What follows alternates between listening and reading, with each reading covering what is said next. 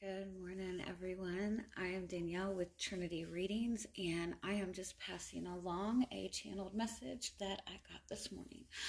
This is going to be in regards to your inner child. We all have masculine and feminine energy within us, and the key to manifesting anything to being in that energy of expansion is to bring the masculine and feminine energy into balance. But what I'm being kind of guided to acknowledge is that our inner child is part of that as well.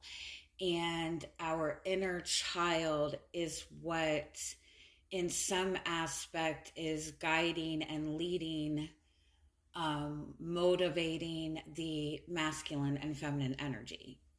And so if there is any wounding within that inner child, that is the motivation behind why our masculine energy takes action.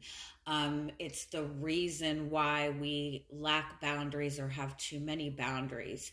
It's also motivating the feminine energy, and kind of like determines what we're allowing into our experience and what we're healing from, what our emotions are, right?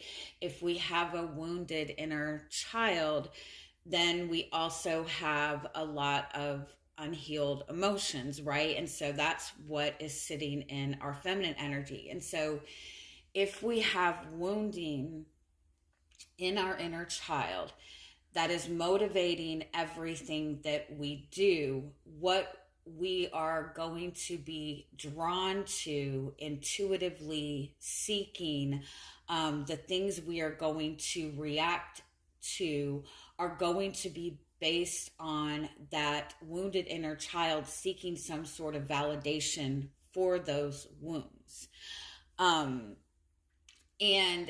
the reason that we do that is because the more those wounds are kind of triggered, the more we're forced to face them. It's like an intuitive thing. It's a subconscious thing. Subconsciously, we know that's what's going to heal that inner child ultimately.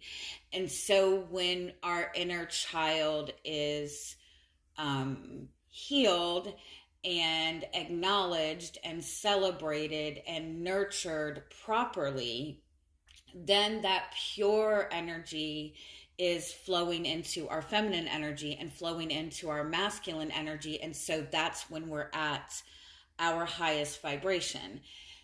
Because the energy of your inner child, when you were born, that child version of you is the purest version of yourself. That is your truth. That is your authenticity. That version of you is what ultimately holds the truth of who you are. And as we grow up and we become adults, that's the first person that we're trying to push away. But again, if there's any wounds in that inner child, then that wounded inner child is seeking some sort of validation. You're constantly seeking validation. You're either seeking validation that something is finally going to come rescue you, or you're seeking validation that the world is a cruel place, right? When that inner child is addressed and healed, then that activates your creativity. You're looking at the world in a more optimistic way. You're able to see more opportunities. You're able to forgive and let things go a lot easier. And so it brings like that purity, that strength, that creativity, that confidence to your divine masculine energy.